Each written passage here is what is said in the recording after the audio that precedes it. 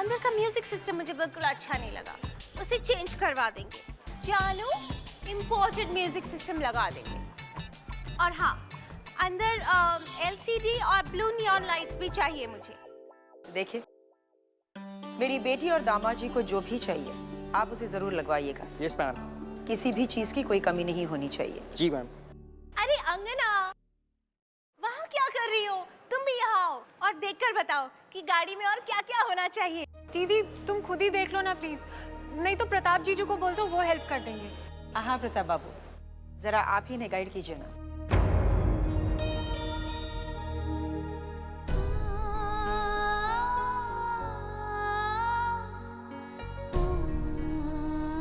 क्या बात है बेटा?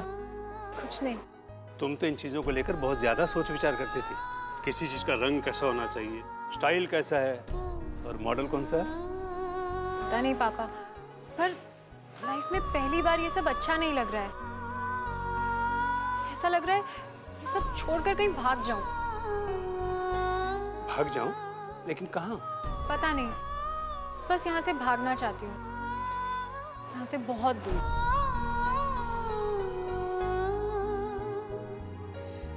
क्या मैं भी तुम्हारे साथ भाग सकता हूँ?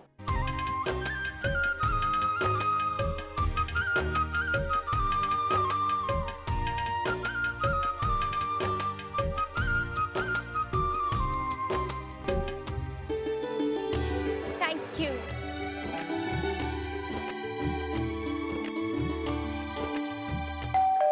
अरे अरे अरे, घंटी पे घंटी बजाए जा रहे हैं।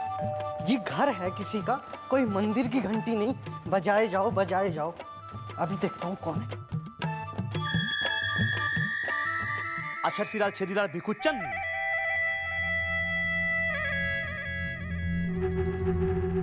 पुलिस! चोर चोर चोर चोर चोर चोर चोर। कहाँ है चोर? हीरो। पन्नू कहाँ है चोर? मार दूंगा। कहाँ है चोर? कहाँ है? ये खड़ा हुआ। ये तो पुलिस है। हाँ हाँ, तो मैं भी वही कह रहा हूँ ना।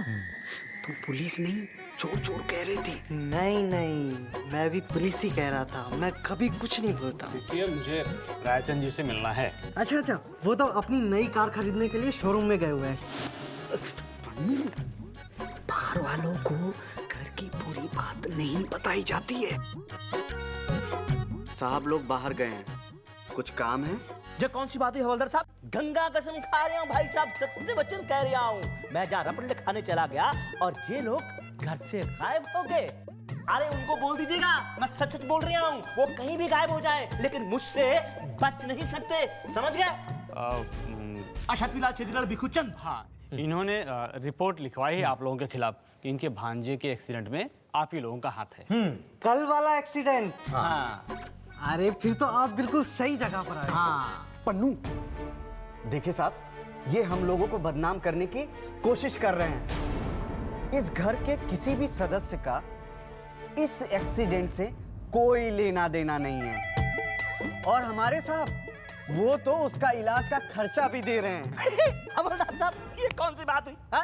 अगर मेरे भांजे के एक्सीडेंट से इनके साहब का कुछ लेना देना नहीं है तो फिर उसके इलाज का खर्चा क्यों उठा रहे हैं? हवलदार साहब, मुझे तो दाल में कुछ काला लगता है। देखिए, इन्होंने रिपोर्ट में इल्जाम के साथ साथ 2 लाख रुपए का हर्जाना भी मांगा है।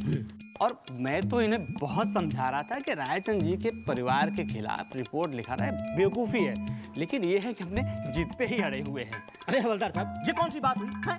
सच्चाई के लिए जिद पे अड़ने में बुराई ही क्या है? गंगा कसम खा रहा हूँ भाई साहब, सत्य वचन, मैं अपने इंसाफ के लिए कहीं भी जा सकता हूँ। CID की जांच करवाने की मांग करवाऊंगा, CBI के पास जाऊंगा, अगर उससे भी कुछ नहीं हुआ तो RTI के पास जाऊंगा, लेकिन मैं अपने भांजे को इंसाफ दिलाने के लिए किसी के आगे भीख नहीं मांगूंगा। गंगा कसम खा रहा हूँ, सत्य वचन कह रहा हूँ भाई साहब, ये दुनिया में हर चीज महंगी हो गई है, बस इंसानियत सस्ती रह गई हो, इसलिए मैं अपना हक लेकर रहूंगा। छेदीलाल जी, हाथ नीचे कीजिए। हम लोग तो घर के नौकर हैं, तो हम लोगों को ज्यादा कुछ तो पता होता नहीं है। तो जब साहब आ जाएंगे ना तो फिर आइएगा। ये कागज रायचंद जी को दे दीजिएगा और कहिएगा कि हमें माफ़ करेंगे। क्या है कि थोड़ा बहुत काम तो कायदा कानून के हिसाब से करना पड़ता है। हम फिर आएंगे। जी।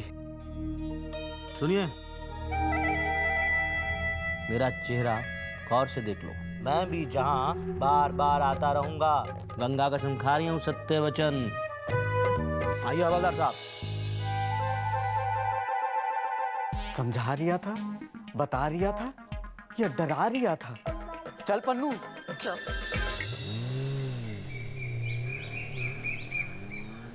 बाबू समझो इशारे, हॉर्न पुकारे, पम पम पम। जानू कितना बुरा गाती हो। सच्ची? हाँ। तो क्या नहीं गाऊं? ठीक है, कोई दिक्कत की बात नहीं गाता। अरे अंगना, क्या हुआ? इतनी चुप चुप क्यों है? जीजू प्लीज गाड़ी रोक दीजिए ना। क्यों अंगना? हॉस्पिटल में विजिटिंग आवर्स सिर्फ 6 बजे तक है, मुझे जल्दी जाना होगा। अंगना, पर तुम फिर हॉस्पिटल जाके क्या करोगी? जीजू मुझे जाना है। देखो मूड स्पॉइल मत करो। नई गाड़ी लेने की खुशी में घर जाके पार्टी करेंगे। मैं आप सबसे बाद में मिल लूंगी। अरे बाय। ये लड़की पागल हो गई है, ऐसे कैसे भागी जा रही है?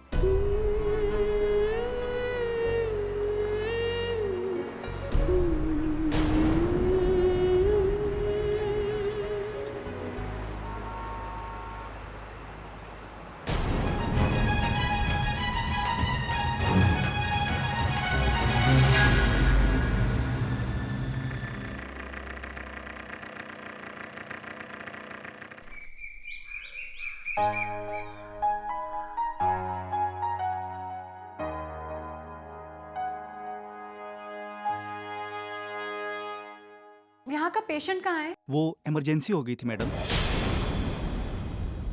क्या? उन्हें हमें ऑपरेशन थिएटर ले जाना पड़ा। ऑपरेशन थिएटर कहाँ है? वो 2nd फ्लोर।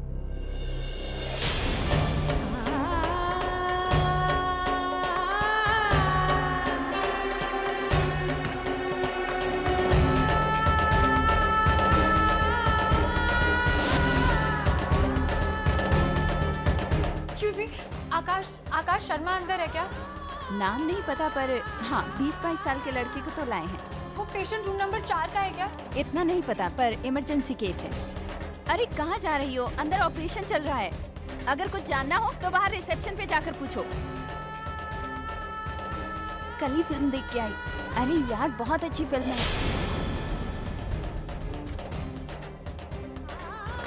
अरे आकाश शर्मा रूम नंबर 4 का पेशेंट कहाँ है वो? सॉरी मैम, मैं देख रही हूँ। जल्दी देखिए प्लीज। हाँ मैं देख रही हूँ।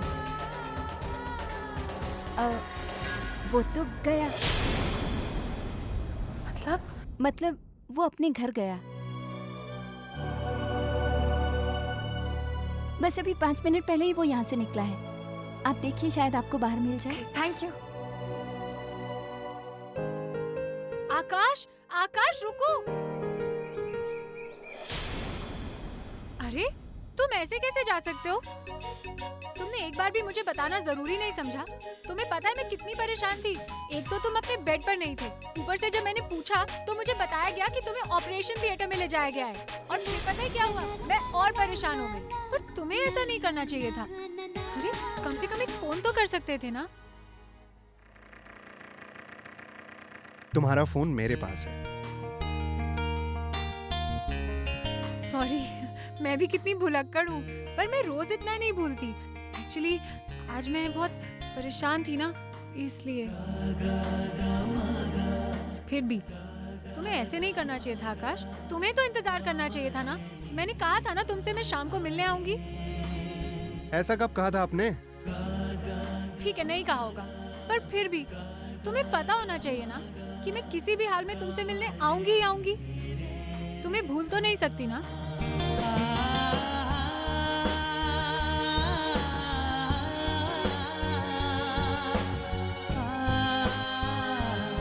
हाँ, आप मुझे कैसे भूल सकती हैं? आपका कीमती मोबाइल जो मेरे पास है। बिल्कुल सही कहा तुमने। मुझे तुम्हारी सेहत से ज्यादा अपने कीमती मोबाइल की जो पड़ी है।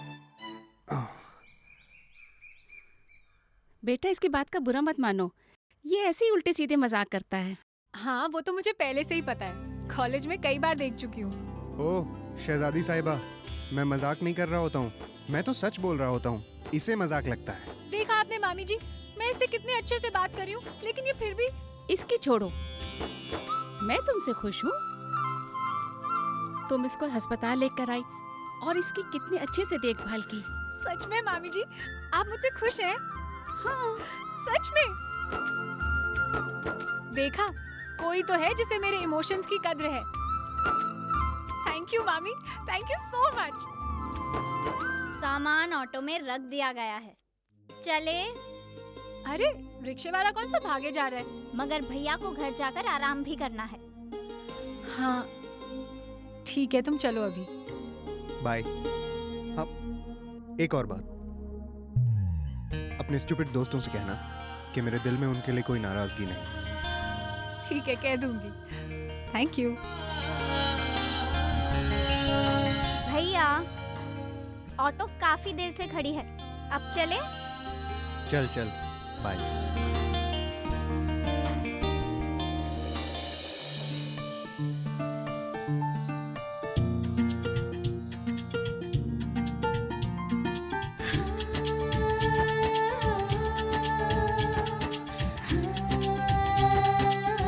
जाऊं? अरे रिक्शे वाले भैया, जरा ध्यान से चलाना। हाँ, आगे सड़क पर ना बहुत गड्ढे हैं, आराम आराम से चलाना और उनके घर के ना एकदम सामने तक ड्रॉप करना, क्योंकि इनको बस भी करो ना, मैं सही सलामत घर पहुंच जाऊंगा। चलो भैया, बाय।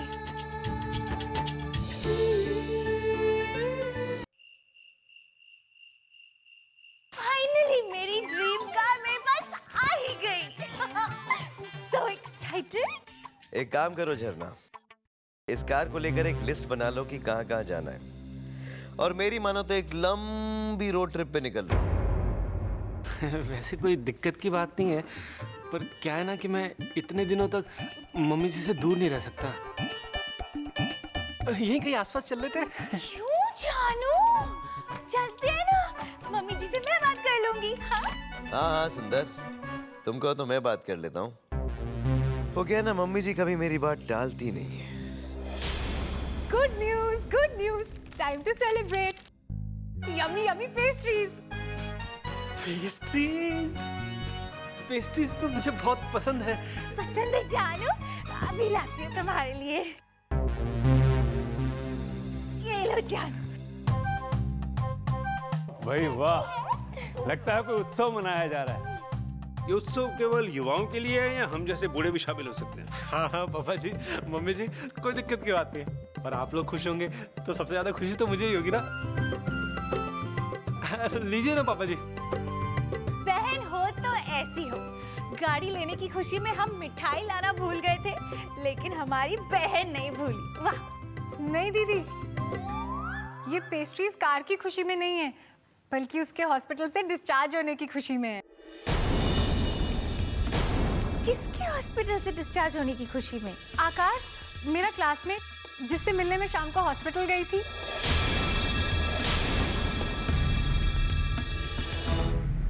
आकाश? उसके हॉस्पिटल से डिस्चार्ज होने की खुशी में तुम पेस्ट्रीज लाई हो? हाँ दीदी। उस पंडाल वाले के डिस्चार्ज होने की खुशी में तुम पेस्ट्रीज लाई हो? हाँ दीदी, पता है मुझे लग रहा था कि विकी, मोनिका और सागर ने जो उसके साथ किया ना, इस वजह से वो हमसे बहुत नाराज होगा, पर आज उसने मुझसे खुद कहा कि वो हमसे बिल्कुल भी नाराज नहीं है। कितना बड़ा बोझ उतरा है मेरे दिल से। पता है मैं कितनी खुश हूँ कि वो हमसे नाराज नहीं है।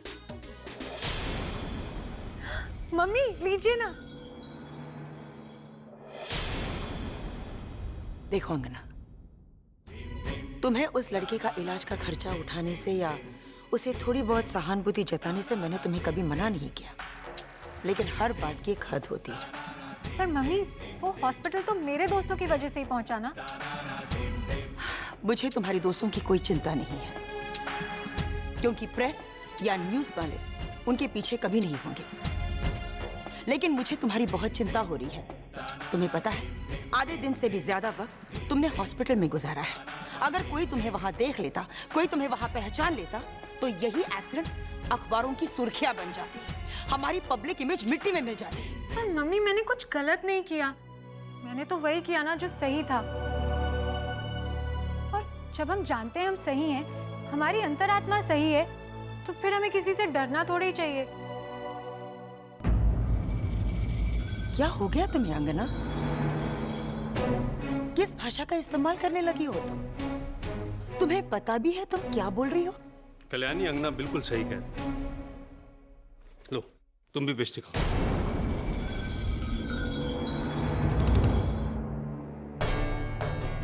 और वैसे भी प्रेस और मीडिया से भयभीत होने की आवश्यकता तुम्हें कब से होने लगी? तुमने तो पहले भी कई बड़ी बड़ी खबरों को अपने हिसाब से अखबार में छपवाया है। मैं कुछ गलत कह रहा हूं तो बताओ। सही बात सुनकर सिर्फ गलत लोग अपमानित महसूस करते हैं।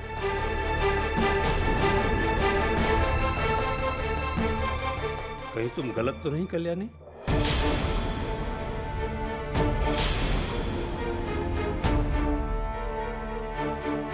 अरे लेकिन पापा, ये उस लड़के के लिए हम लोगों का अपमान क्यों कर रही है? आज मुझे गर्व हो रहा है बेटा कि कम से कम मेरी एक बेटी के अंदर तो मेरे रक्त का प्रवाह दिख रहा है। कम से कम कोई तो है जो मेरी तरह सोचने लगी।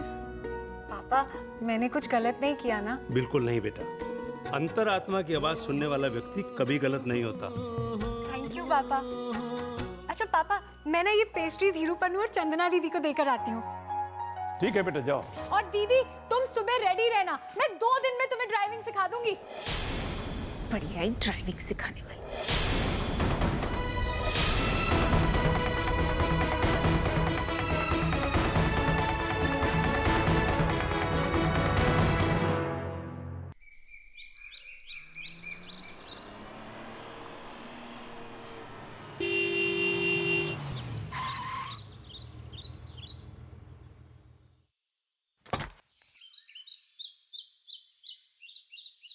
अंगना, ये तो मुझे कहाँ ले आई हो? तुम्हें मेरे साथ नहीं आना है ना, तो तुम जाओ। तुमने खुद आकर मुझे सॉरी कहा था, इसीलिए मैं तुमसे बात कर रही हूँ। अच्छा बाबा ठीक है ना, मैं चल रही हूँ ना, गुस्सा मत करो। तो फिर चलो।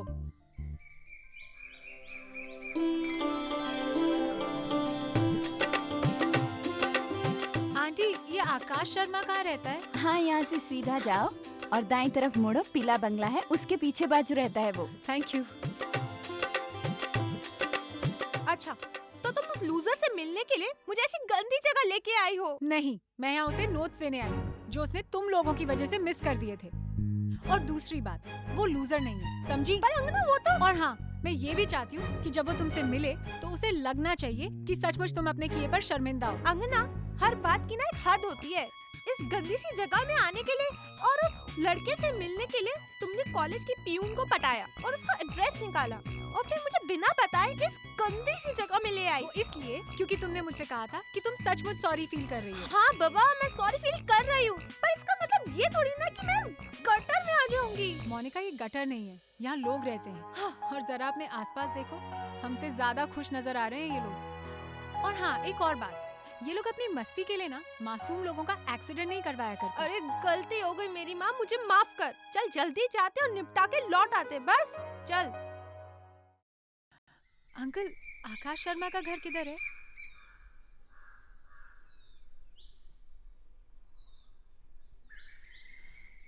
लगता है यही है। तुम यहाँ क्या कर रही हो? तो मैं आकाश को कॉलेज के नोट्स देने आई थी। लाओ मुझे दे दो, मैं भैया को दे दूंगी। दो ना।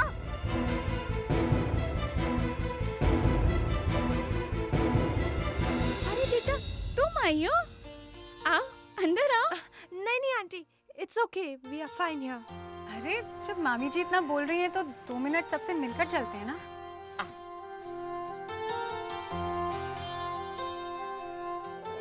अरे कौन है? दूध वाला होगा, 1 रुपया ले लियो उससे। छुट्टा ना था कल उसके पास, गंगा कसम कह रही हैं। अरे तुम रायचंद साहब की छोटी बेटी हो ना? आपने मुझे कैसे पहचाना? लो कर लो बात, तुम्हें कैसे भूल सकता हूँ। तुमने तो मेरा लगाया हुआ पंडाल तोड़ डाला था, मेरा सिर फोड़ डाला था मंगनी के दिन, वही हो ना?